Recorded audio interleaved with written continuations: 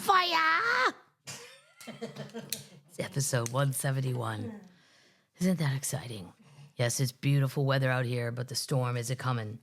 Today or tomorrow in Kansas City, it's going to be 80 in the up to near 80, and then by tonight they're going to have 1 inch of snow. What? Yeah, I mean, I don't know what's wrong with the weather. I'm not qualified, but that's a little nuts. There's no global warming. This is tornado weather, or as my favorite word the Weather Channel uses, tornadic. Yeah, I feel a little bit pre-tornadic, if you will.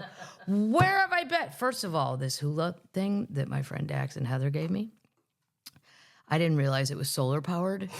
And I came up here, and I heard, Oh, boy. and I thought, what the fuck is that? Like, what?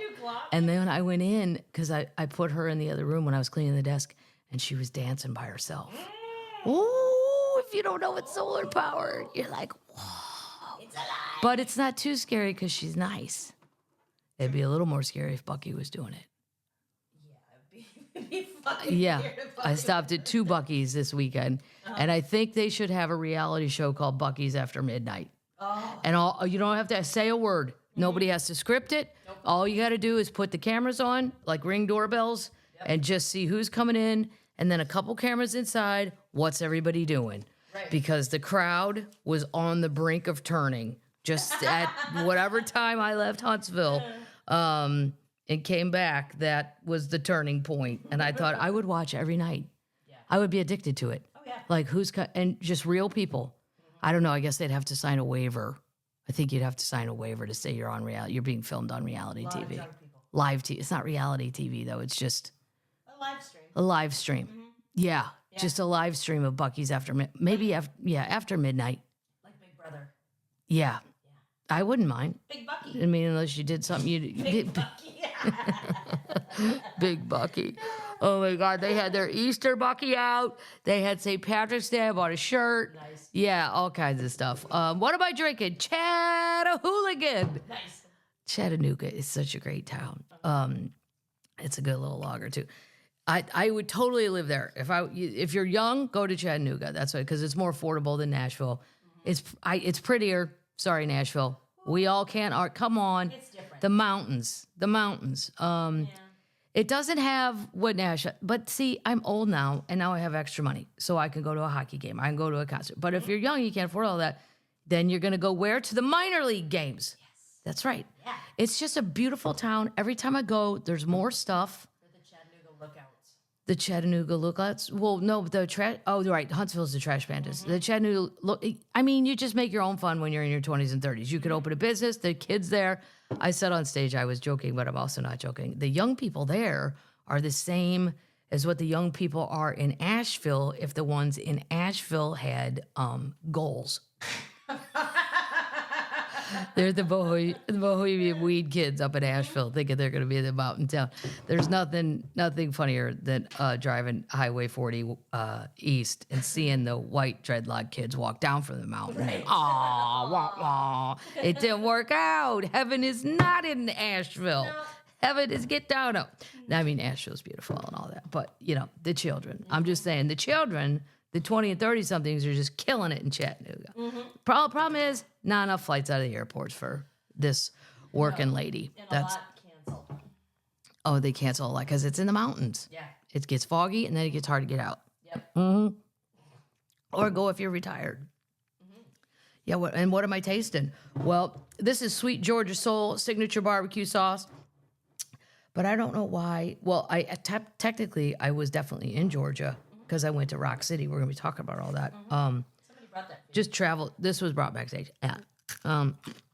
There's only 50 calories per serving. Nice. That's pretty good. A serving size is 2 tablespoons. It's good. Yeah. Kind of hot. So's Georgia. Yep. Yeah, I'd give that. Yeah, I like it. It kind of tastes like a mixture of Carolina. I went to a chain barbecue in Chattanooga called Sticky Fingers. I've never been. But there's only 4 locations. Baby chain. It's a baby chain. And it's just true to its roots. It's a southern chain. There's one in Charleston. Yeah, I forget where the other three are, but they're a rib house, and they serve them dry. You get the dry rib, dry rub ribs, and then they have any kind of sauce you want to go over it. It was delicious. Nice. This is a monster sauce, a habanero. Is this from? I forgot. Somebody brought that in. This was brought. Oh, okay, in Huntsville. All right. I don't know. Whenever it says monster, I get scared that it's going to be too crazy. It's very dark. Howling habanero. I don't know about this. I gotta tell you, it's too hot. Too hot? Oh, wow. You are turning red. Habanero is just too, in general. Oh my God. Wow. Beer. Oh my God. And this. So my friend Kenya, her grandma, a long time ago, opened a restaurant. And the Slaw, you can still get this on Amazon. Nice. They have hot and mild. Her picture's on here. It looks very 60s, very funny. It's called Betty Joe's Gourmet Slaw. Nice. Trust me, termites on the hot. Go on Amazon. I'm not getting paid to say this. I would never tell you anything I don't like. For instance, the monster sauce. I would say if you're not into your tongue burning off, don't do that. Don't do that. Not everything gets an A+, but the Slaw, not many people make Slaw. It's a very good idea. Go off the beaten path. With hot dogs. I don't understand all these celebrities that everybody has a fucking vodka. Just can't anybody, I don't know, make a... Cheese dip. Yeah, like even, I don't know, the whiskey, what's his face, the little UFC guy, Conor McGregor. Appropriate. He's a little Irish angry leprechaun and he wants proper 12. A whiskey, okay. I don't know, just something different other than everybody's got a vodka or a tequila. Yeah. When are you coming out with a whiskey? I would not come out with a whiskey. I would probably, not a beer. I don't know. I'd have to think about that. Maybe not even a drink. Maybe something else. Oh, boo. Well, what if it was Nah, I'm not a snack person. I think Larry the Cable Head guy has snacks. I think he does, yeah. And he looks like a man who would have a lot of snacks. He does. Yeah. Although I think he's lost weight. I saw him at a thing we did about, I was on the biography channel. And he showed up, and his real name's Dan. Everybody knows that. But, so I'm not speaking out of turn. But I said, Dan, I don't know if you care, but this is being filmed and for the biography channel because it was about Jeff. And you have food kind of like all over your shirt. And he said, Kathleen, what guy who weighs over 250 in this country doesn't have food on his shirt? And I said, well, that's a really good point, Dan. And then I told Ron, I go, your shirt looks like shit and it's going to make you look fat on TV because it was like white and gray. And he goes, is this even real TV? I go, yes. He goes, what channel? I go, the biography channel. He goes, well, I don't think I have that at my house. I go, that doesn't make it not real. Change your shirt. You'll love me for it. You'll thank me for it. And he did. He changed his shirt. But I'm like, God, you guys, don't you look in a mirror before you show up to this shit? I mean, I'm not saying I look smoking hot, but I didn't have food on me. You're right. And my clothes weren't going to oscillate on TV where your whole shirt's going. Anyway, so that's what that's eating and drinking termites. And I'm just going to say, so Chattanooga, if you're wondering where it is, it's 2 hours south of Nashville, basically. And you change time zones, which is weird. So really counted as 3 hours. Well, maybe an hour 45. I don't know. It depends on traffic. Not far, put it that way. It's the mountains for sure. And a bazillion times driving through for work or fun or whatever, I've passed a place called Sea Rock City. There's birdhouses all over the place in Tennessee and Kentucky that say Sea Rock City. It's a red birdhouse with a black roof and it says Sea Rock City. So I thought, well, we're leaving from Chattanooga to go to Huntsville. Easy drive. Definitely I should go up there. And I got to say, it was worth the $25. Cool. I put videos out on Instagram. It's up, top of the mountain, and you can see the whole valley, Chattanooga, everything, the lakes, the rivers. And then there's this great overlook, and they do, I know a lot of termites would wonder, is there alcohol up there? Yes, there is. Yes. But I don't know how. I mean, it was so crowded, and this is a winter morning. Granted, it was a Saturday, but I mean, in the summer, it needs to expand. Rock City needs to expand. I don't even know how you fit. It was packed. The parking lot was packed. Yep. And this is just it was kind of cold, very windy, very windy. I like your hat. I had to buy a hat. The sun was just crazy up there, completely crazy. But that's a place you should stop. Now, I did not go to Ruby Falls because in Missouri we have more caves with those stalagmites, stalagmites, whatever the fuck they are. I don't know. Stalagmites. I've seen a bazillion caves, but there's a waterfall in there. But I also feel kind of claustrophobic in caves because I think, what if this whole thing collapses right now? I don't love the idea. I like the idea of the one in Branson, Missouri, because you get a golf cart and there's a bar and you get your drink and then you get to go through the cave in your golf cart. And then I think if I heard the rocks crumbling, you step on it, boom, I'm out of it with my little Red Bull and vodka. I'm out of there. Yeah. So I would just highly recommend Chattanooga if you ever get a chance. It's a great little weekend getaway. Plenty to do. Yep. Great little restaurants. Moon pies. Yep, that's where they make moon pies if you're a sweets person. Delicious. And then on to Huntsville, which was totally fun. I'd never done the Von Braun Center.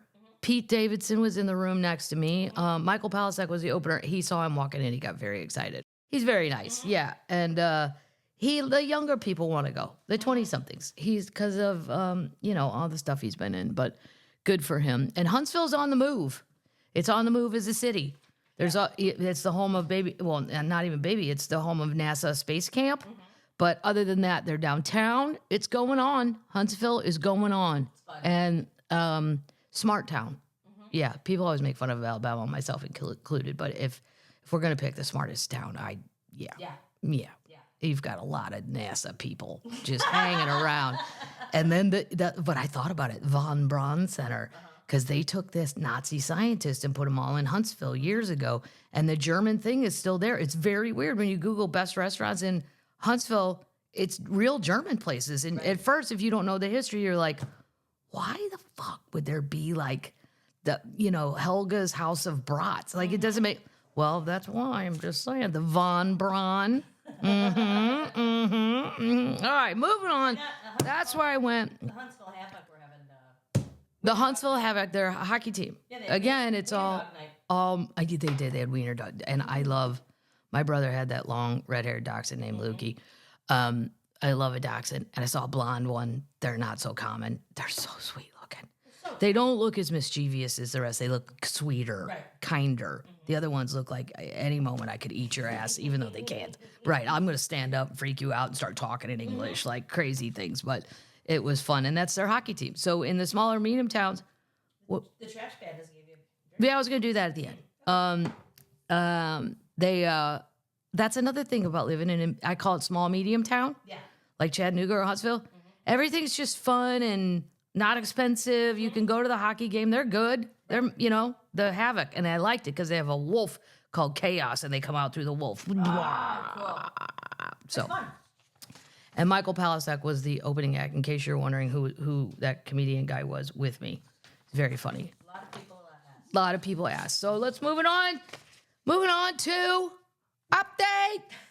Speaking of Buc-ee's, guess who's getting a Buc-ee's? Who? You are, Austin. Oh! It can't be their first one. This one, San Marcos City Council approved Tuesday on the construction of 74,000 square foot Buc-ee's Travel Center along Interstate 35, just south of Yerington Road. Cool. I do not know where that is, but that's a little shot. I'll be there in Austin soon, though. Maybe I'll drive by it. Is that on my way from San Antonio to Austin? I don't know. I'm sure there will be some Buc-ee's on the way. What? There'll be a lot of Buc-ee's. There'll be a ton of Buc-ee's. Moving on to, let me see if I have anything else. Okay, no, I'll save that to the end and that to the end. So we'll put that at the end. So I'm not jumping all over the place like a scattered little rat. Queen news. Oh, I forgot. Welcome. Oh, no. Welcome, everyone. I'm so sorry I was a little late to the show. Yeah, bang, bang, bang the tambourine. Bang, bang. Queen Stevie was in Greenville, South Carolina, apparently this weekend, I guess. And Scott, a termite. He's a Gourmet. He sent this to me. So at Stevie's sold-out show at Bon Secours Wellness Arena, I don't want to go to a concert and some says wellness. No. No. That's weird. Yeah. But I've been to Greenville. I'm not as famous as Stevie. I don't work the Bon Secours Wellness Arena. But she said from stage, I love this city. Over the past 4 days, I can honestly say I could live here, no problem. I really feel that way. It's a beautiful place, and we've had an amazing time. We're sorry to be leaving. Nice. Now, Stevie doesn't usually say things like that, so she must mean it. Yeah. But I also thought, listen, California living, desert dwelling Queen Stevie, you haven't been in Greenville in August. True that. Now, I love the heat, and I love the humidity. Turn it up. I could go all the way up to a hundo and still love I love summer nights, but I grew up in that. Right. If you didn't, I did not. it's shocking. It is shocking. But I go everywhere in South Carolina and like it. But I'm a heat monster, so I don't know, Stevie. I think in July and August you'd be like, oh my God, this place has turned to an evil eye of heat and humidity that I can't escape. If you love Greenville, you should go to Charleston, all over South Carolina. I'll be going to Kiowa with Lewis for fun just to golf. Nice. Yes, I love it there. I love the swamp. I love the alligators. Oh, so fun. I love the food. Update. This makes me laugh so hard. Red Lobster was nearly crippled by its all-you-can-eat shrimp. We remember that, termites? We went over this. Now it's trying endless lobster. No. Boing. Wow. Well, they've put parameters around this one, though, so maybe this will work. Okay. Red Lobster is in trouble. Its solution? All-you-can-eat lobster. Just months after an endless shrimp promotion led to deep losses that the company is still trying to dig out of. In celebration of its annual Lobster Fest, Red Lobster is giving 150 winners an endless lobster experience, a 2-hour complimentary feast of unlimited lobster, 2 sides, and Cheddar Bay biscuits. Wow. I love those biscuits. You can make them at home now, and I have, and they taste pretty good. Yeah. They're not as good, but they're close. The Florida-based chain is hardly the first retailer to use these stunts, but the endless lobster experience comes at a tumultuous time. Red Lobster reported a record $12.5 million operating loss. Oh. Because of the shrimp. Yes. Shrimp fest. Dead. I don't know how people, I am the worst business person on earth, but I would have went, well, let's take the average man. Okay? How much does he weigh? How many does he eat with that when he pays? And then how much would he eat if they were free? You probably double that. Probably. Michael Palsak, I've never seen a man who's in such good shape and eats like this. I know. But he could eat probably 50. My nephew Xavier, I know, no problem. No. Yeah, a big dude. Yeah. In January, the minority investor, the Union Group, Thai Union Group, announced its intent to exit Red Lobster, citing $19 million loss across the first 9 months of 2023. Blah, blah, blah. But also, see, this says 150 winners. This is like the Applebee's date thing. How do we know they did that? True. Sometimes I think they do it to get the headline. And look, I'm repeating it, so it's working. Right. Does anybody really check? It's not a contest, so the government doesn't need to get involved. Right. If you run a contest and you promise prizes, then you have to do it, and the government can investigate that. This is just a promotion. Right. Yeah, I don't know. Starting February 20th, while supplies last, 150 winners will have a chance to enjoy Red Lobster's Free Fest. But there's a caveat. The experience includes a maximum of 12 one-on-one fourth-pound Maine lobsters. If you make it back past 12, Xavier could totally do that. Oh, yeah. You'll be offered Maine lobster tails or Caribbean rock lobster tails. While the food is free, beverages, tax, and gratuity are not included. They're offering 10 limited edition, We don't care about all that. Doesn't say how you enter. Go on their website if you want to try, but it's already started. Wow. Yeah. I don't know. I just don't know if I believe this anymore. No. You know, has anybody tried and won termites? Any of the 150 winners? We'll get into it. Yeah. Holy shit, they found it. I don't have any more up to. I didn't have any more Queen. Oh, yes, I did. I did have Dolly, Queen Dolly. Yeah. So this is kind of crazy. So Beyonce has a country song, and that's apparently why she was dressed up like a country person at that award show. I didn't understand that. I'm like, what's this country western She had on a cowboy hat and the whole deal. Well, now we know why, because she released a country song. And then a lot of people got mad and said, they don't like the jumping into genres just to fuck around. Like, I get it, but it's a good song. I mean, and Dolly came out with an announcement that the umbrella is big enough for everyone. She likes the song. She can't wait to hear the album. So the Queen has said, shut up about Beyonce. The Queen of Country. The Queen of Country. It's not Reba, it's Dolly. Yes. I'm sick of NBC saying, or whatever network that is, I'm the Queen of Country. Stop it. Dolly's the queen. And as long as Dolly's alive, Dolly will always be the queen. And before her, it was Loretta Lynn. Yes. And here you go. But then somebody said, and I had to really Google this, and I'm holding your country I know. responsible, Paddles. I know. They said, is this Beyonce song a ripoff of Franklin? Can you please play a little bit of Franklin? I know they won't hear it, but I'm going to sing with it. It was, first of all, I had to learn years ago in a green room about Hammy the Hamster. Oh, it's wonderful. My friend Lars, the Canadian comedians, sometimes you touch on something and they all go, yeah! And like none of us know what the fuck they're talking about. Well, they had a cartoon. It wasn't a cartoon. It was a live hamster. And they put him in a submarine. And then they literally put him in a creek. It was as if two guys got super high and went, dude, let's put the hamster in that fake submarine. It's not fake, though. It's a real little, I don't know. It's very hard to explain. But once you get into Hammy the Hamster, you can't stop. It's addictive. It's a real hamster, real creeks. I'll put it in the It seemed, right. It's the CBC. Well, it's the CBC. They do crazy things. But I can't believe they allowed that. But I guess it was the 70s. It was my favorite show. You loved it? Oh, well, now there was... I got a hamster because You of got a hamster because of Hammy the Hamster? Yeah. I had gerbils and hamsters. I had it all. Yeah. I didn't know that gerbils eat each other. I didn't put them in. They lived at Rocky Bottom. They lived at Rocky Bottom. Hammy did? He lived at... Yeah. I loved it. In the swamp. I didn't have a... Well, there's a cartoon called Franklin about a turtle. Okay. Hello, Franklin. Yeah, it's really similar. And I thought, oh my, I would in a million years think Beyonce does not know this. See if she wrote that song, the cowboy song, whatever she's singing now. I liked the song, but I hadn't heard Franklin yet. And I think all the older Canadians were like, hey, that's the same song. What's hers called? Texas Hold'em. I like the song. But when you listen to Franklin, it's pretty similar. They never win in court when people sue. It's like comedy. Baby. Oh, we all have the same thought. My ass. No, we didn't. I know. Everybody knows who's stealing and who ain't. And I don't know about music, though. I think they go so far back, people thought no one would remember. Let's see.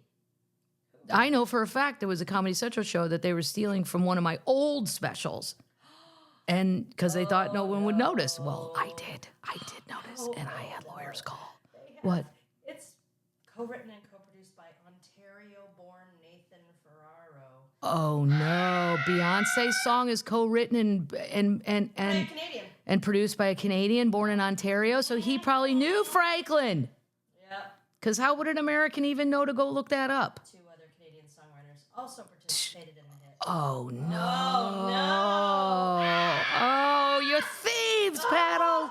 You're thieves! Terrible. You guys go listen to yourself. I'll put the link up. There was a YouTube link where I was gonna go try and find them both of my own, but I found a link where somebody already did that. Thank you, whoever did that, some man. I don't like thievery. Nope. Nope.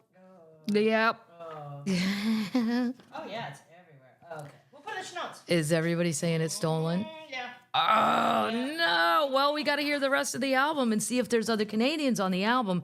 Did they produce and co-write the other songs? And if the other songs don't sound like maybe they're stolen, maybe it's just that one. It's the lead-off single, though. It's the lead-off single? Yeah, that's true. Yeah. I don't know.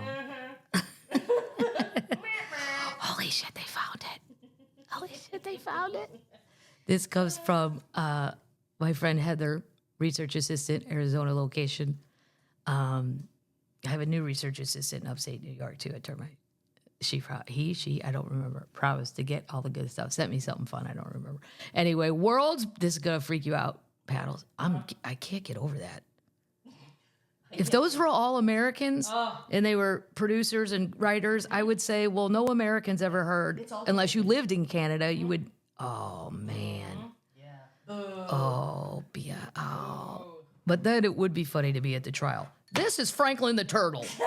This is our song, goddammit, and we wrote it, and this is bullshit, and these Canadians snuck down to Nashville, and they put Beyonce in a cowboy hat and cowboy boots and glitter, and then said, oh, we got a song for you. Now they made her look like an idiot. Yeah, I don't know.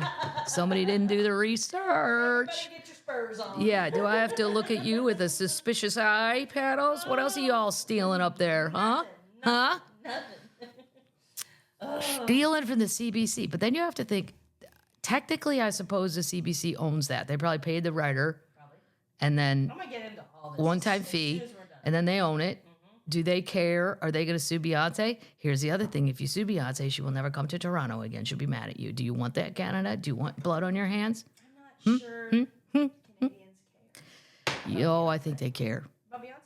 Yeah, I think she could sell out Toronto, no problem. Absolutely. Mm-hmm. Or Montreal. Montreal. Yeah. I don't know. The further you go west, I don't know. Not Calgary. Probably not Calgary, but with her new country songs. And she's basically singing Franklin, and everybody already knows it and likes it. It's just got different words. Bring out Happy Hamster. You're gonna hate this story, Paddles. Okay. If you're not a fan of snakes, look away now. Oh. World's biggest snake is discovered in the Amazon rainforest. Huge anaconda. Measures 26 feet long. That's as long as my boat. And it weighs 440 pounds. And its head is the same size as a human's. Stop it. Yeah, it was discovered in the northern green anaconda was found by TV wildlife presenter Professor Freak Vonk. Freak Vonk. Hello, Freak. Hello. It's as thick as a car tire. Despite having the head the size of a human's, it seems Professor Vonk wasn't scared of getting up close and personal. Oh, incredible footage shows the Dutch biologist swimming next to the enormous anaconda. We'll put it in the notes. Up until now, only one species of green anaconda called the giant anaconda has been recognized in the Amazon. However, the northern green anaconda has been confirmed as a distinct species in a new study published in this diversity. Together with 14 other scientists from 9 countries, we discovered that the largest snake species in the world, the green anaconda, they're 2 different species, so it's a new one. Oh my God.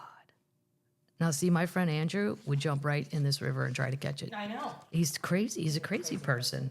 And he's not young anymore. He would do this now at our age. I saw him jump off a dock to go swim over to another dock because he thought he saw a snake and he wanted to catch it. Oh, wow. Yeah, I looked at his little dwarf. I'm like, what the fuck is he doing? Right. He goes, he saw that snake. He's trying to catch it. Stop it. Yeah, with his hands. No. Crazy person. He's a crazy person. I do like to watch, though. I like to watch Andrew do crazy things. It's fun. And his kids go with him. They go hunting all this shit in the Everglades. This makes me laugh. This is a holy shit, they found it. Because a mysterious Cézanne work is discovered in the artist's childhood home. Now, every kid that has ever drawn on a wall with crayons or markers, their parents lose their minds. God damn it. Right. You're not supposed to be finger paints on the wall. But what if your kid is Cézanne? But the problem is you don't know your kid is Cézanne until he becomes Cézanne. You just think he's fucking up your walls. And he probably got hit for this. He probably got sent to his room for this. A new work believed to be by the French painter Paul Cézanne has been found on the walls of his childhood home during renovations. The work measures about 64 square feet, was not included in the 1996 catalog Raison d'Art historian by art historian Jean Riwald. Sophie Johnson, a French senator and mayor of the town of Axion province, shared the news on social media that after a conference attended by Philippe Cézanne, the painter's great-grandson, an expert on the artist from the Society Paul Cézanne and Museum Gourmet. The walls, the piece was found under wallpaper and plaster in the house's main living room in August of 2023. The home, known as the Bastide de Buffon, sits on 12.3-acre property bought by Cézanne's father in 1859. Well, Louis Auguste Cézanne must have had some money. The work depicts a maritime scene of pennons or banners atop a ship with ship masts pointing into the sky. Wow, that's pretty complicated for a kid. Yes. Oh yeah, there it is. Well, I'll be damned. Well, you would think but who would think they'd draw on the walls? I don't know. They're going to try to open it to the public, but it's not open yet. So it just makes me laugh though. Every kid in the country probably at one time or not has written on a wall, finger painted on a wall, and then we all lose our minds and go, God damn it, don't do that on the wall. Here's the last, holy shit, they found it. Scientists announced the discovery of a very strange 240 million year old Chinese dragon fossil. Dragons! Dragons! Do your dragon. That's one big board, though. It's Fiona. Yeah, it's Fiona. I named that Fiona coming out of the thing. Scientists in Scotland have revealed a remarkable discovery of what I just said. The international team from the National Museum Scotland revealed their discovery found in the something province in southern China.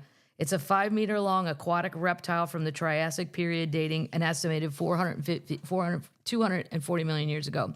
Wow. Both reptiles, this is called Dinocephalosaurus. Cephalosaurus. It looks, they have a made-up photo of what it would have looked like. Mm-hmm. It looks like a dragon lizard, I would say. Oh. Yeah. It's the fossils exquisitely preserved. It was originally identified in 2003, but the most recent discovery of additional, more complex specimens has allowed the scientists to depict the bizarre long-necked creature in full for the very first time. So there you go. You can go on and look what a Chinese dragon looked like. A snake dragon, I'd call it. A snaggin. A snaggin. It's a snaggin. Mm-hmm. I like it. Yeah. Let's move on to some news. Snaggins. This is crazy. Speaking of dragons and shit.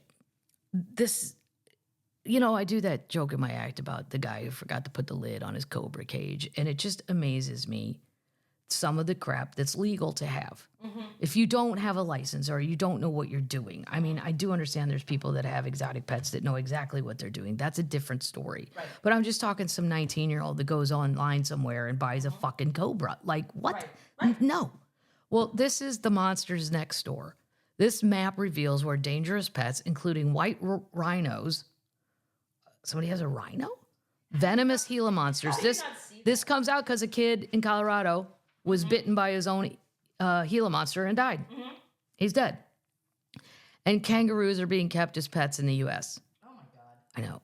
Well, my friend Kevin Fitzgerald, did you ever watch Emergency Vets, people? Yes. Well, he's a comedian for fun, but he's a vet for real. And he's on that show, I don't know if it's still on, Emergency Vets on Animal Planet. And he used to tell me about the exotic animals people would bring in to the Denver clinics and what is legal and what is not legal. And it's just astonishing. Like, I didn't know people were doing this shit. Right. Well, they are. It's legal to keep the venomous, like in Colorado, that was legal for him to have a Gila monster. Mm-hmm. Why? Why do you want one? Well, I don't know. Then people will say, oh, well, it killed him. What if it got out? Like the cobra got out. Right. And then they took the 19-year-old's word in Texas. He goes, well, he hasn't eaten. He's probably dead. How do you know he had it? How do you know any of that? How do you know it hasn't eaten 4 neighborhood Yorkies and a dachshund? You have no idea what that cobra did. A cat, a kitten, fuck, a squirrel. It could live for years in Texas. It likes the heat. I mean, state laws vary wildly as to what exotic and dangerous creatures that are either outright prohibited as pets or acceptable with a permit or totally unregulated across the U.S. The problem is the internet again. People are just ordering shit. Right. Like my friend Andrew sometimes goes to exotic animal auctions. Like he bought a giant turkey. Its name is Tom. The one that, of course it is. It changes colors in front of your face. Stop it. No, I'm not kidding. It's Like neck. a kaleidoscope. Yeah. Wow. It goes from blue to red, very distinct, different colors. It's not a slight, you're like, whoa, it's blue now. And then boom, it goes to, that thing was $50. Oh my God. That's all. Wow. $50. So, but a turkey's not gonna, it's not a harmful exotic. It's not even exotic. It's just a turkey, but it's larger than the turkeys I've seen on the side of the road. Tom is exotic. There's something special about him. I don't know. Tennessee residents, for example, might be shocked to learn that their neighbors are just a few forms and bureaucratic hurdles away from taking home one of the world's deadliest snakes, the black mamba. Oh my God. I'm going door to door. And I'm asking Tim, my neighbor Tim, tell me the truth. Do you have a black mamba? I mean, I'm not going to rat you out, but I need to know that for my own safety. I'm going to have to get a gun. Baby cat doesn't Go over like to, mamas. yeah. Tigers, grizzly bears. So here's some of the shit that's legal. Pennsylvania, there's no laws. What? Yep. At all? Nope. Oh my God. Can you imagine a zebra in Philadelphia? This is in North Carolina, you can own a tiger. In Florida, you can own a white rhino. Wow. What would you do with it? And how much do they eat? I would think of it. Louisiana, you can have an African rock python. I don't know what that is. I don't either. Wisconsin, you can have your own grizzly bear. For how long? Exactly. Yeah, you go ahead and get one, Bob. Yeah. No, we won't see you next week at bingo. You will have been eaten. He got Montana, Gila monsters are fine. Legal in all states. The poisonous blue ring octopus. Oh my God. It's one of the most lethal things on earth. I've never heard of it. Oh my God. In New Hampshire, New Jersey, Vermont, and 34 other states, it's fine to have a wolf dog. Kansas, you can have a chimp. Oh my God. Oh my God. Excellent. Well, if you've spent any time in Kansas and Nebraska in the middle where there's nothing going on, I'd be like, let them have a chimp. Right. What else? It's really flat and kind of Flat. not very, very active. I don't think I knew Gila monsters. I knew they were poisonous, but I didn't know that it would kill you, I don't think. No. It killed a 34-year-old man this month in the Lakewood suburbs outside of Denver. It's legal without a permit in 9 U.S. states, including Nebraska, Wyoming, Wisconsin, and Montana. Jeez. See, okay, here we go. The bite is usually not fatal. It's commonly regarded as the most painful toxin produced by any vertebrate animal. YouTuber Coyote Pearson described the bite as like having hot lava coursing through your veins, adding that it was the worst pain he'd ever experienced that. Despite that, it's only illegal in 12 states. That's. Well, you can go online and order one. That's the problem. Right. The wolf dog hybrid, I don't even know what that looks like. Somebody in Alabama, in December, a wolf dog kept a family pet in one of those states. Alabama killed a 3-month-old child, leading to the animal's own euthanasia by vets. That's too bad.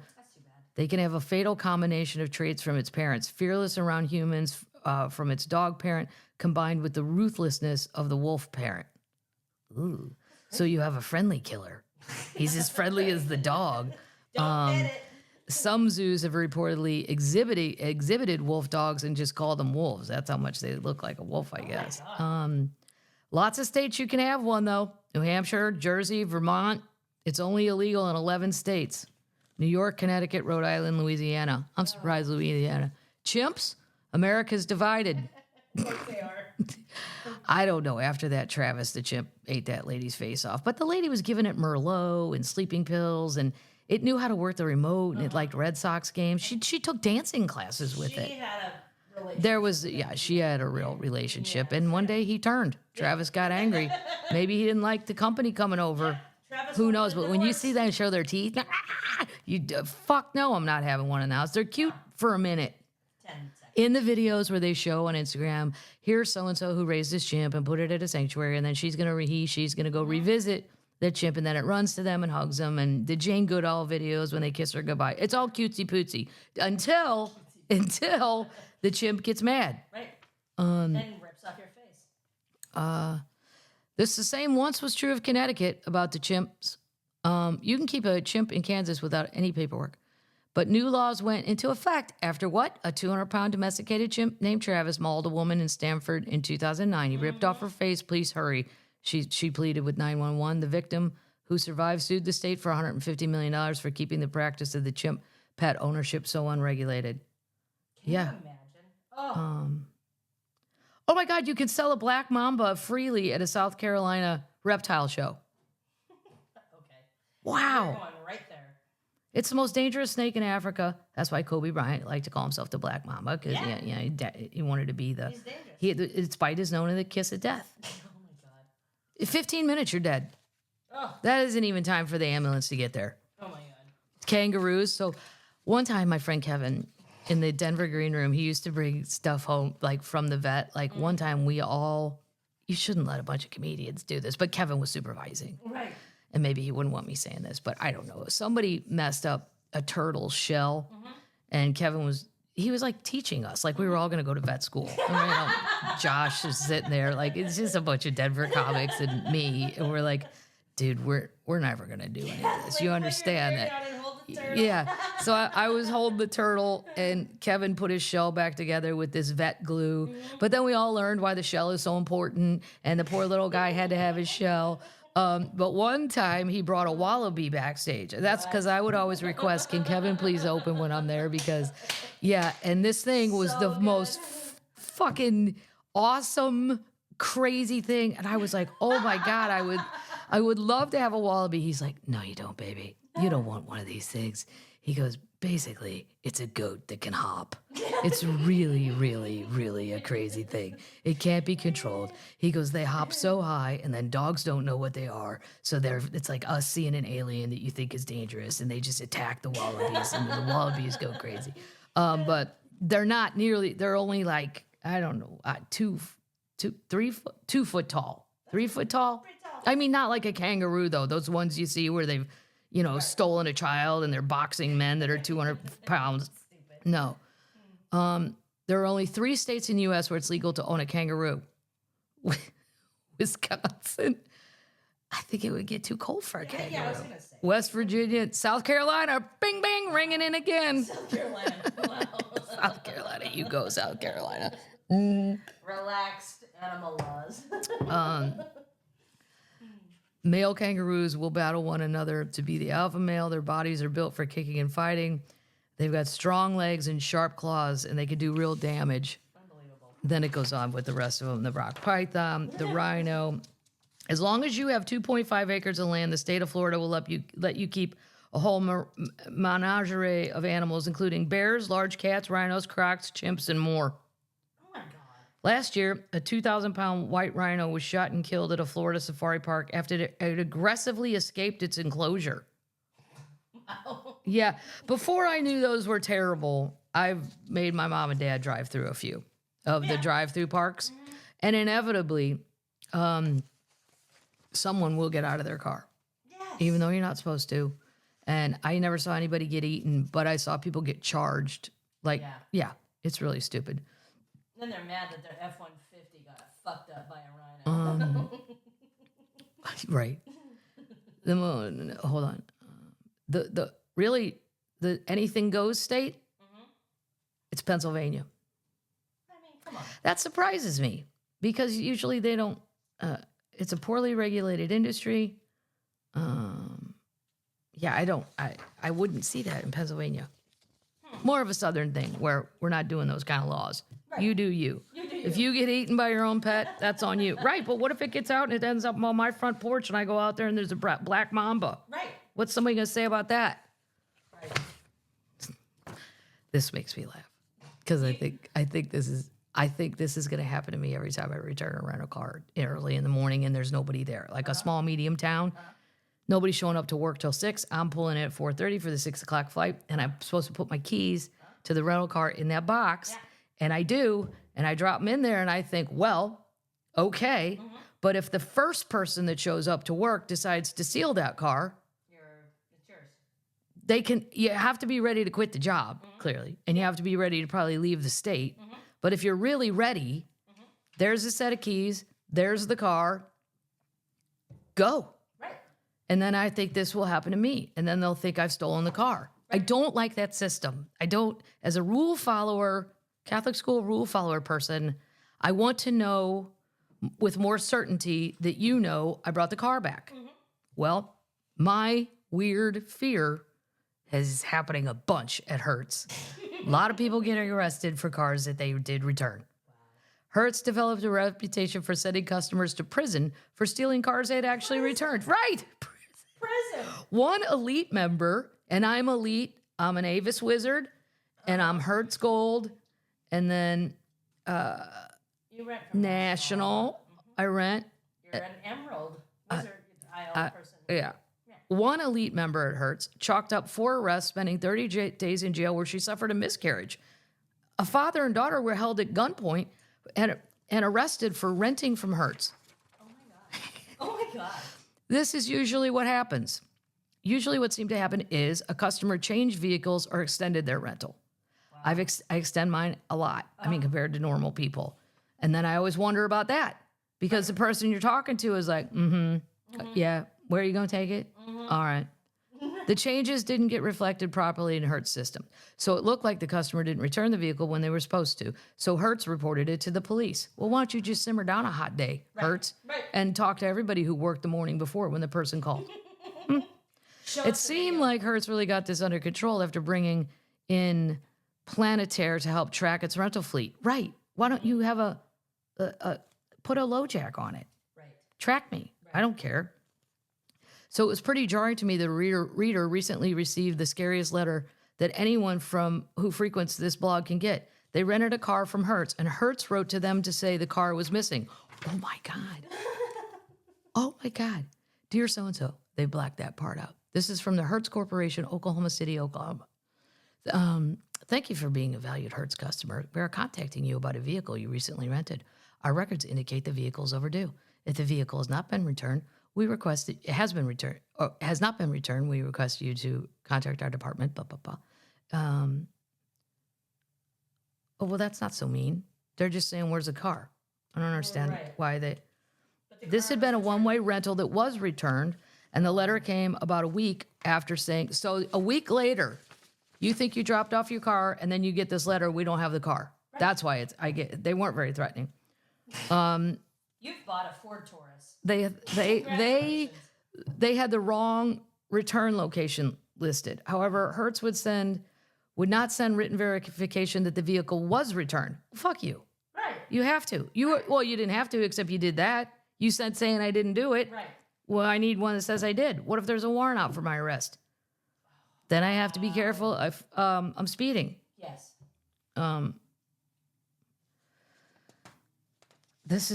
Just be careful, people, when you return your cars. But I don't know what to say when there's no one there. Right. It's 4 a.m. Right. Guess who's getting up at Wichita at 4 a.m? Just this lady. You're going to do a video of you putting the keys. That's a good idea. Yes, do a video. Yes, everybody's got a phone. I know you're not awake. Do it. Speaking of travel, this is our travel section. Why airlines are everybody's raising baggage fees except Southwest. And Delta. Well, Delta, I don't even know what they charge because I'm fancy on Delta. Hello, Zillion Miler. Hello. I saw your plane. Don't you think I don't got my platinum, whatever thing on my carry-on right next to my baby Bucky keychain? He's a stuffed animal. If you see a lady with a black bag and Bucky on it, you know it's me. Yeah, I haven't paid for a bag in forever because I fly every goddamn day. But for the people like my siblings or people that go on vacation every now and then, here's what sucks about this bullshit with these airlines. This does not include Delta, who just shared $1.4 billion with their employees. Right.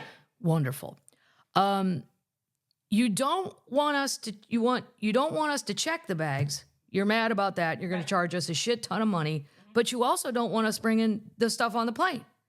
Right. Please don't. Every flight I get on, we don't have enough bin space. If you'd like, but here's how you do: check your bag for free. Just take it with you. And then if they say they're out of space, go, great. You check this, and then you don't get charged. Yeah, but you Get that monster through. Well, it depends on how big the bag is, and it depends on what airport, and it depends on who's paying attention or not paying attention. Apparently in Nashville, you can just go leap the wall if you go down in the end and just get on any goddamn plane you want with no ticket. Totally. They say they're doing it because everything costs more, but their profits, right? United, American, and JetBlue are raising check bags at the airport. Airlines have been raising baggage fees this year to cover higher cost. Executives say travelers. So this all started when gas prices went up, and I said, well, once it's there, it'll never be undone. And then gas prices went way down. Did they undo the baggage charges? No. Nay, they did not, as John Panette would say. Fees. Nay. Right, the fees and all this bullshit. Yeah. Executives say travelers who purchase check bags ahead of time can free up congestion at the airport.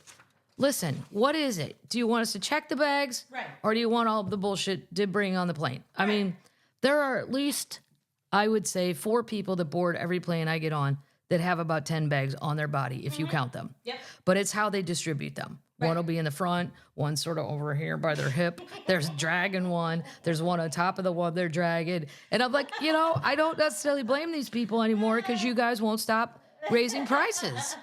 You don't want me to check it? Oh, fine, I won't. That's funny. They're encouraging customers to pay to check their bags ahead of their flight. An approach that airlines will free up employees in the check. You don't even have enough employees anyway. You're not paying anyone. No. Southwest does. They've always got enough employees. And even if the Southwest line is long, and I'm not fancy on that, I stand in the regular line, it goes fast. You are fancy. Well, I'm only fancy because I buy, for my parents and stuff, I buy A-list, but then I realize I don't have to because I would just throw them in a wheelchair. Yeah. But they, at some points, have actually needed one. And then at one point, they go, we're not going to need that wheelchair anymore. I'm like, yes, you are. Get it. Yet you and that goddamn dog, the 3 of you yahoos are getting on that plane first. I don't want to hear a word about it. I buy the A-list thing. I don't like the sneaking. I would feel, it's a Catholic school. I would feel guilty, and then I would think the plane would crash, and it's all because I cheated, and I'm not going to do that. Wow. It's bad karma. Earlier this week, American raised its check bag fees for the first time in more than 5 years and adopted the 2-tiered strategy that United, JetBlue, and several budget airlines have. So you should check. If you're traveling in coach, you'll pay $35 to check about your first bag if it's booked online in advance, or $40 if they purchase it at the airport. So it's a $5 difference. Right. I mean, if you want it to matter, you have to make the difference much bigger than that. American Airlines previously charged $30. They want you to check them in advance, and then you go up to the kiosk, take your own tag, and throw it on a belt. I mean, eventually they're just going to want us to fly the plane as well. Right. Who hasn't had a drink in 8 hours? Well, it won't be me. Let's do a breathalyzer. Oh, dang, I can't fly today. I'm also legally blind. Would you like me to do that? And I've got an old pair of contacts in. They're getting kind of fuzzy, a little gray. Didn't have time to switch out my toiletries on my little changeover. Oh, my God. Kathleen Madigan, pilot. Flying blind, literally. U.S. Airlines brought in more than $5 billion from baggage fees, up more than 25% in the same period of 2019. Is that pre-COVID or after COVID? I don't know. $5.4 billion. 2020 was COVID. Oh. 2020 you retired for a while. We don't like increasing fees. It's one step we are taking to get our company back to profitability and cover increased costs of transporting bags. You never had to pay for it before. Nope. It was never a cost. It's a made-up bullshit. Yeah. And then they send you a giant model airplane with a profit. Well, with the profit, I was given a model airplane that I'm going to donate to the Delta Club. Nice. Because I think they'll be proud of it. I wish They should be. I want to be there when you get there. Southwest isn't charging. So, there you go. Yet. They don't. No, they said they're not going to do it. Their tickets are expensive, though. They went and they're not. Their tickets, they are expensive if you buy like the guaranteed boarding A 1 through 30. But if you're, like I say, if you're young or retired and you don't care what time you go and you don't care if you're in boarding C group, if you just want to get there, it's still very, very cheap. Very cheap. Yeah. But you have to be willing to do all that. And sometimes the middle seat, my friend Aaron, he's lost a bunch of weight, but when he was chubby, He said him and another chubby guy would take the window in the aisle and then no one would want to sit between them. And I thought that's where I would have wanted to sit. It'd be so cozy. Yes, have 2 giant bears. Oh, that'd be great. Southwest, they contacted them. They said, no, we're never doing it. Wow. So Great. there you go. There you go, termites. Wow. I love this story. Because you guys know how I love Narcos. By the way, I really need something good to watch. And I tried Dead to Me. The first season was really good. And I love Christina Applegate. But the second season, it jumped so many sharks, I quit. I'm like, this is so ridiculous and unbelievable. There's every scene you're just like, oh, wait, you guys just murdered somebody and you're out having margaritas and all of a sudden you're not nervous that there's a body. I don't know. I can't. So I've decided to go to True Detectives. Lewis said they're good. Yeah. I don't know. The first one's got Matthew McConaughey and He's good. he's very good. And so is Woody Harrelson. It's good so far. Okay. I mean, it's no Feud. Just saying. It's no feud. The last episode of Feud, though, I felt like was a filler. Yeah. Yeah. Dialed it in a bit. But then when I stop watching it, I can't stop talking like that for like a whole day. His laugh. El Chapo's granddaughter. Where's El Chapo, termites? We know this. Colorado. He's in Colorado in a prison. El Chapo's granddaughter parties her way around Europe, even joining the playful hunt for the Loch Ness Monster in Scotland. Oh my God. As drug kingpin serves life sentence as her grandpa in the Supermax prison. Wow. Yeah, she's an Instagrammer. What? You might have thought the teenage granddaughter of notorious drug king Joaquin El Chapo Guzman had encountered enough monsters to last a lifetime. Ooh, Ooh, snappy. mic drop. Yeah, but if you're Pablo Escobar's kid or El Chapo's kid, Pablo got me a unicorn. I mean, Exactly. he made it rain fun. You don't see anything wrong with all this. Not when you're a kid. No. The aspiring model and singer is having a whale of a time, judging by the pictures on her Instagram page as her notorious grandfather sits in a Colorado Supermax prison. After he was sentenced to life in prison, Guzman became one of the most feared people in the Americas as the head of the Sinaloa. Do I say that right? Sinaloa drug cartel in Mexico. He once boasted of 3,000 murders. He was jailed in 2015, but managed to tell it. We know the story. If you've ever watched Narcos, if you haven't, I would highly recommend it. But the 67-year-old was rearrested. We all know that. So her name is Frida. She reached the final of the Tengo Talento Mucho Talent. Mexico's equivalent of America's Got Talent. See how much more fun Spanish is? Tengo talento, mucho talent. It's way more fun than America's Got Talent. Termitos? Is that said? Termitos? Where are my young Spanish-speaking people? Somebody wrote to me another one. I have 2 that I know of. I need to expand my demographic. 2 termitos. Her father, Edgar Luzman Lopez, the drug lord's son, was gunned down by rival narcos in a parking lot in 2008 in Mexico. It's unclear why she's holidaying. As she posts her, she went to Versailles, Disneyland Paris, Buckingham Palace, and the Tower of London. She's not the only member of El Chapo's family that's living it up. Last year, his glamorous wife, Emma Coronel Aspero, hit the nightclubs of Los Angeles. I remember this. After serving nearly 2 years of a 3-year prison sentence, she was picked up in D.C. I remember that. The former beauty queen who married the ruthless drug sort of. So that's what the grandkids are probably reaping all the rewards. Absolutely. Yeah, the money's still the money. There's money everywhere. Yep. Literally. Yeah. In couches and cars. I mean, cash. Right. This makes me laugh too. This is not funny if it happened to you. First of all, can I just say, as somebody my age, I just look at my parents and go, what the fuck was going on with timeshares? Oh my God. Old people. Yeah. And I'm old too, but I'm not that old.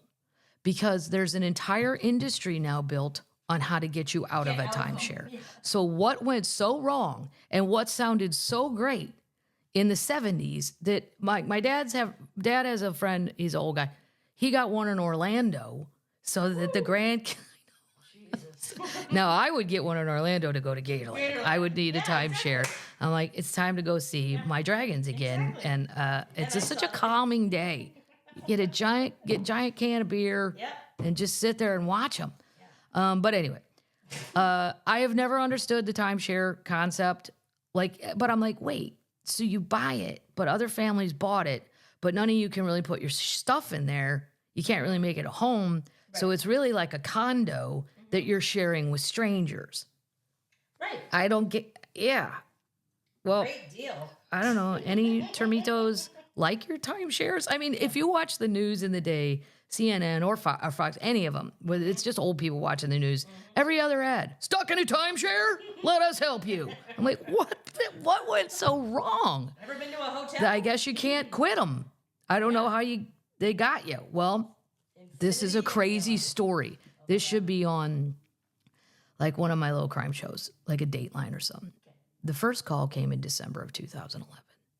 It was a real estate broker from Mexico. So the Mexican cartel is selling timeshares in a scam. And nobody, they've moved on.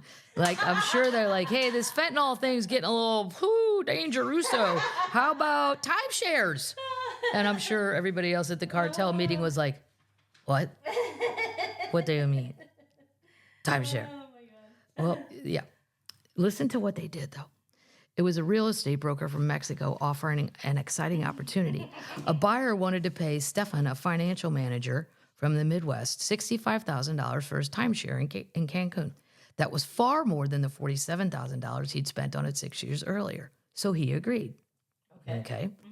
He loved his two-bedroom condo with its view of the Caribbean and an entrance-line floor to ceiling in marble. The concierge treated his family like royalty, like kings and queens. He'd originally bought 2 weeks a year so that his children could spend time near the ocean. As they grew older, 2 weeks a year cost that much? That's crazy.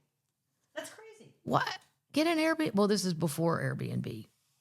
It was a hotel or... It's not before a Fairfield Inn, though. Well, I don't know about what was going on in Mexico, Paddles. You don't know that there wasn't a Fairfield in there. It was a Fairfielda. Fairfieldo. Yes. Shut up. This guy, as his kids grew older, there was less time for family vacation, so this call seemed to come at a good time. But there was one catch. Steven, then 54 years old, would have to cover a Mexican federal tax bill of $3,900 that would be held in escrow and credited back to him when the deal closed. That's when I would have said nay. And I'm not even a catch on or quicker right. lady. No, I'm not. But I would have went, nah, I'm not giving you $4,000. No. How about we'll do it in my escrow? How about that? We'll do mine in Colorado or wherever he lives. Looking back, this was the first time he was getting duped by a telemarketing scam, one that would end up costing him nearly $1.8 million as he tried time and time again to sell his timeshare. It's almost like an addiction. I kept thinking the next person was going to help me get out of it. According to the U.S. government, over the last decade, thousands of Americans, many of them elderly, have fallen prey to a complex scheme involving one of Mexico's most violent cartels. In timeshares, cartels have found a business venture whose profits, U.S. government officials believe, now rival the business it's known for, drug trafficking. So that's what happened in the meeting. Oh, my God. Some Mexican guy was brave enough to go, I know everybody likes the drugs, but how about timeshares? And then somebody just, you're liable to get shot in the face for saying that as you're slamming hot tequila. That was a brave person. These people are desperate. The victims are limitless. So they take that $4,000 and then you never get it back. And then you have to keep trying to get out. That's insane. It's the Jalisco cartel. Yeah. Well, it's a bunch of them, but that one's super violent. They have regular headlines of documenting beheadings, torture, and deadly gun battles against Mexican military forces. They're also known for their business acumen and ability to diversify their revenue streams. Go for you, as Rocky Laporte would say. Yeah. I mean, it's still not legal, but, you're on it's better than fentanyl. Right. Yeah, you're not actively killing people. Stephen, you should have known not to give a stranger $3,900. Do I feel sorry for you? Kind of, yeah. This shocked me. We got enough time to do this. Absolutely. All right. Well, I'm just saying I didn't know if I did or I didn't. This one shocked me. I did not know that Ivy League schools took away the requirement to take the SAT. I didn't either. Now, as a non-math person and a non-science person and a person in the Midwest, I successfully eluded the SAT and never took it because I heard it was front loaded with math and science. And in the Midwest, most of the universities, I don't know about anywhere else, I only know in the Midwest, they will accept an ACT score. But I was already pre-told, You were well informed. danger, fire, don't take that test. Math. So Dartmouth has reinstated the SAT, striking a blow for fairness and merit. Okay. Well, you could argue both sides of this. I know people will argue, oh, well, those tests don't really show you how smart the person is. And then other people go, nah, at some point, we got to judge this person. Right. Fair enough. I mean, but I would have just gracefully admitted it. There's no reason for me to sit in a room torturing myself with a pencil for 8 hours and paying for that. I would have just said, count me for a D. Right. I'm good. Now, history and English, I'll get an A. So do with what you want with me, but that's the information. That's funny. It's going to be reinstating the SAT along with starting with students applying for the 2025 fall admission. This makes it the first Ivy League institution to do so after all 8 dropped their requirements in response to the pandemic and current concerns about equity. Those institutions were in good company, with most of the nation's selective colleges either waiving admission test or going test optional in recent years. I thought they all had to take it. And that's why I thought all those kids were smart. Right. Very smart. Well, they have. Well, even with the college admission thing with Felicity Huffman, that wasn't that a SAT-based thing? Yeah. Yep. Huh. I don't know. I don't want to get in an argument with any termites about this. I'm just saying USC is an Ivy League. it's not Ivy League. No, I know USC isn't. But, So that's well, I didn't even, in the Midwest, I seriously thought like Harvard and Yale were closed. I thought they closed after the movie Love Story. I thought that was a thing of way, way, way back in the past. I didn't even know they were open. I'm like, what? People still go there? Is Yale open? Yeah, I thought like those were old timey things that went away. I never knew any kid that went there. The first person I met that ever went to a fancy school was Lewis. One day, and I'd been with him as a couple for 2 years. He goes, I'm not answering that call. He got very nervous. And as he saw the number, I go, what's the matter? He goes, that's Yale looking for their money. I said, why would Yale? You said you went to University of North Carolina. And he goes, I did, but then I went to Yale for graduate school. I go, you went to Yale and I don't know that? And he's like, why? I go, first of all, I thought it was closed. Right. I can't even begin to start there. Second of all, I didn't know you were that smart. I'm super proud of you. I didn't know that you could get into Yale. And how did you afford it? And because he'd lose from a normal, dad worked for the government, mom's a teacher. There's, it's not like they're rich. I didn't. So funny. And he's like, Kathleen, it's not that big of a deal. I'll go, it is to a Midwest person. If I went to Yale, all of my clothing would say I went to Yale. All of it. Sweatshirts, sweatpants. That's amazing.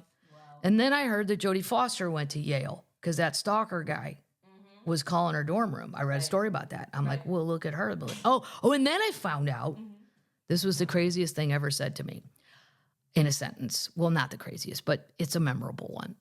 I don't like to do college gigs. I've never enjoyed doing colleges because when you start out, you're like in the cafeteria at noon. No one's paying attention. You're actively bothering people. I'm like, I'm just pissing people off. This is stupid. I don't want to do these guys. Well, I don't know how somebody wanted to book me at Princeton. Okay. So I'm like, well, all right. And some lady took me on a tour of it, which was nice, a kid. And I go, I was young then, probably 30. And I go, how do you get in here? Is it just the money? Is it like, or is it like a George Bush deal? Your parents went, or Trump's kids get into Wharton? Is it one of the family deals? Right. She's like, oh, you have to have exceptional talent. And I'm like, well, I'm pretty good at playing Landslide. I don't know if you've heard me play that on the guitar, but I got it nailed. I don't have any exceptional talents that I knew of at the time. And she said, I mean, we have a long list of intellectuals. And she said, Albert Einstein attended classes here and taught classes here. Wow. And she goes, and so did Brooke Shields. I go, you just ruined your sentence. I'm not saying Brooke clearly is smart. I'm not saying she's not smart. But you cannot put Brooke Shields and Albert Einstein in the same sentence. So I tried to tell the child, maybe lead with Brooke Shields and close with Albert Einstein. Good idea. Maya Angelou, she threw in there somewhere too. She could be the middle. Wow. Anyway. Test scores turn out to be a helpful tool, said this Dartmouth economics professor. I would think so. Sometimes we miss out on great applicants when we don't have test scores. That's funny. I don't know, termites. Shields. Admissions like the SAT and the ACT offer an independent snapshot of college readiness and academic preparation. No. I got a 26 and I was hungover because I was working at the restaurant and bartending, and I stayed and had beers that night, and it was on a Saturday, and I dragged my ass in there and I got a 26. I didn't know you could prepare for it. Nobody told me about that. Right. I just thought, well, here we go. Right. This is a test of everything I know up to now. And I was totally happy with 26 because they were like, do you want to retake it? No. Why would I want to go do that again? Right. If I did that hungover, I imagine I'd have got a 28 if I was completely sober. Who cares? They're letting you in it at 18. Oh my God. I surpassed my own expectations. That's funny. Yep. And I certainly wouldn't take it now. I did not know they did that. Well, they're coming back. So if you have kids and you want to go to Ivy League, get in there before 2025 We're coming. because they're coming for you. This is super weird. I didn't know these existed. I've only known one adult in my life, one who was a Lego person. Yeah. They're out there. They love them. They have conventions. Oh my God, they had Comic-Con in Chattanooga too. I forgot to mention that. How was that? It was fascinating. Their outfits. And somebody said on Twitter, which one would you give the edge to, furries or Comic-Con? Comic-Con, I would give the edge to as far as creativity goes, because the furries, you're buying the animal costume, the head comes off. It's expensive, I get it. Or you're creating your own costume. But Comic-Con, everybody's creating their own. It's a lot of DIY stuff. Right. But the problem is they're very friendly. But when I say, what is your outfit? Because I don't know what any of it is. Right. What are you supposed to be? And then I feel like the mom on Halloween going, oh, what are you, little creature? Do you want a Snickers? Here, I'll give you $20 if you explain to me what's happening. Probably I'll a give you Star money. Wars character. But they always start their explanation with a video game. And I've never heard of that. No.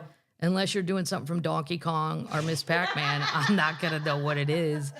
And then but I don't want them to have to explain the video game. So I just go, oh, and I smile a lot. Anyway, there are Lego adult people. You're going to love to hear. A Pennsylvania Goodwill received a really unique 1-inch gold Lego piece, and it just sold for 18 grand. What? Yeah. Gold Lego. Yep. De Dubois. Dubois. Wow. Or as they would say in the Midwest, Dubois. Pennsylvania store received a donation of a box of jewelry that contains something curious, a gold bionickel mask from the popular action figure line from the early 2000s. How would you even know what that was? I have no idea. We didn't know what we had till we found out, the Goodwill representative. It came in a box of random jewelry from the state college stores, so it had already been processed through donations here as prizes for giveaway. Oh, wait. It was given away in 2001. There were 20 of these little gold masks, Lego, and they do have the little hole so it clicks into something else. Gotcha. There were 25 that were given away, and 5 remained for people who actually worked at Lego. Chad Smith, an executive. So 23 years later, one of these resurfaces, and it's really unique.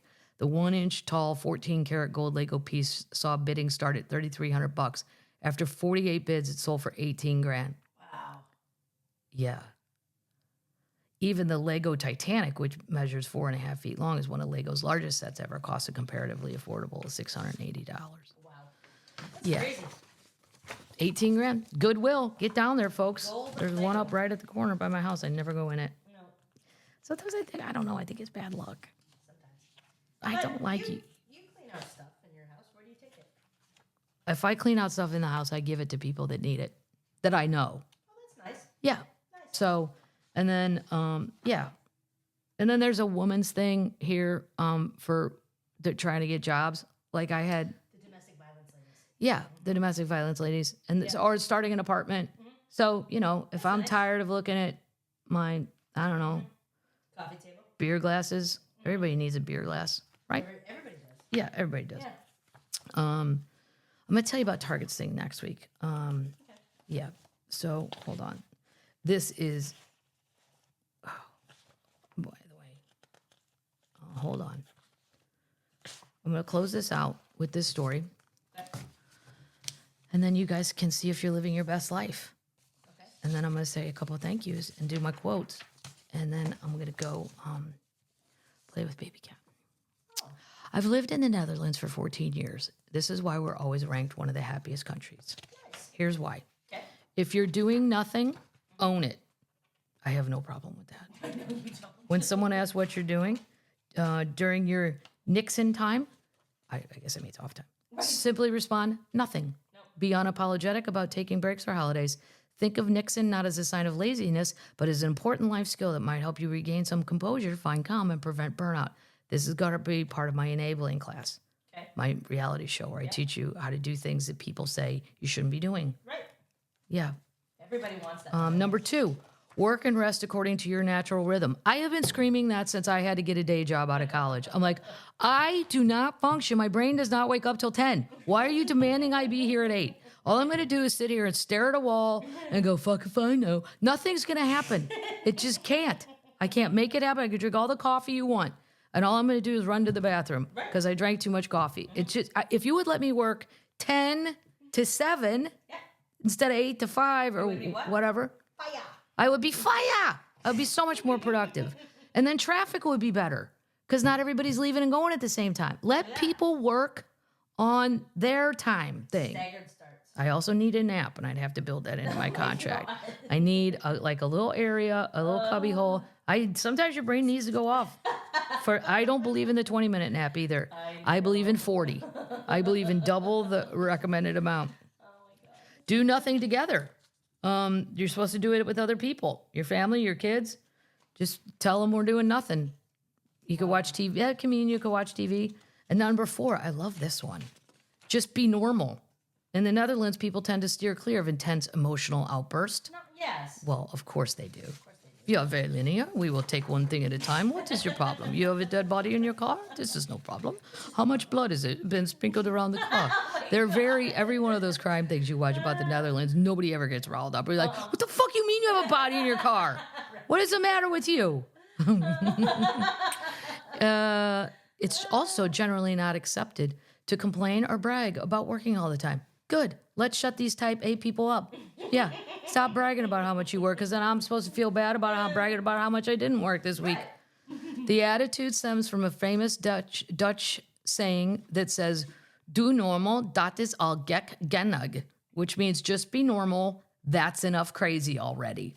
Your Spanish is better than My Spanish is better than my Swedish. than your Dutch. Do normal, dat is al gek genug. I watched a Hallmark movie with a Dutch family, and that's what they sounded like. I'm sure they did. Meaning that if you put too many hours or too much effort into your job, you likely won't get any accolades. Instead, you might be on the receiving end of some eye rolls and sighs. Good, because that's what I do. When people go, I can't believe it, I put in 80 hours. Or the people that get there first in the morning. You're just pushing the expected time back now. Right. Stop it. Right. If we all arrive 15 minutes late, We're going to work together. that's right. Yeah. And then we all say there was an accident on the highway. Let's work together. Group text. Yeah. Group text. Be normal. I like it. And so I got my little shout outs. Got the Trash Pandas. I love minor league baseball Yes. because it's more dramatic. Professional baseball, I know those guys made it. Minor league, I could sit there and look at all of them and go, if you don't do good, you could be selling mattresses tomorrow. This is high drama. And it's always cheap and fun, and there's always cheap beer, and there's always tons of stuff for kids to do. They have the pitching machines. Well, Huntsville is the Trash Pandas, and they brought me a wonderful jersey that's adorable. Nice. Yeah, I took it out on stage. So rock on with the Trash Pandas. The Yard Goats, I do like the name Trash Pandas. It's raccoons. That's funny. They sent you some t-shirts too. But they gave me golf balls too. They have the Trash Panda. It's a wonderful little logo. It's a raccoon digging through trash. It's hilarious. Nice. Shout outs. Hold on. Jennifer brought the monster sauce. So thank you, Jennifer. Katie brought me this tote of Bigfoot and Nessie. It's adorable. I love it. I wonder how many comments I'll get at the grocery store if I take this. Bro. Yeah, they both feel the pressure. They're both being hunted constantly. Now you're being hunted by El Chapo's granddaughter. Jesus Christ, enough's enough. Marcia, Lay's potato chips. I gave this giant bag of potato chips to Michael, and I said, if you want some of these. And I came back, and he'd eaten the whole bag. And he's still in great shape. I'm like, how did you do that? Cat treats, good stuff. Mothman socks. Nice. Yeah. And then Pat and Mandy brought some Bucky's corn chips and then Bucky's bar bottle opener, which is very nice. Now, nice. where will I be on the road before I do the quotes? Here we go. Detroit, 2 shows. Those are both sold out. That's Royal Oak. Dayton, Indianapolis, San Antonio, Austin, Marietta, Cincinnati, or as my dad would say, Cincinnati, and I don't know why. I know. Why. It drives me fucking crazy. Yeah. Terrytown, New York, Wilmington, Delaware, Anaheim, California, and Thousand Oaks, California, West Hampton, New York. Oh, I'll be in the Hamptons in the summer. I can't wait to call my mom and go, darling, I'm in the Hamptons. I pick her up the real estate magazines from every place just to blow her mind. Charlestown, West Virginia, Portland, Maine. Very excited about that because I never get to go to Maine in the summer. I'm always there in the winter, and it's always freezing, but I'm excited to go to that. Well, I'm excited about all this. Borgata, Atlantic City, Niagara Falls, Ontario, and Hampton Beach, New Hampshire. So that's where you guys can find me. Let's do 2 quotes and get on out of here, Termite. Yeah. Dolly, we'll start with Taylor. Travis is back in Vegas partying about this Super Bowl. I just don't know about all this. He was in, You've already done that. I know. He was in Australia. What are you, for 9? 3 days. I know. Yeah. If you're newly in love, you think he'd stay, but maybe she was like, hey, little chicken, I got some work to do. This is on heartache.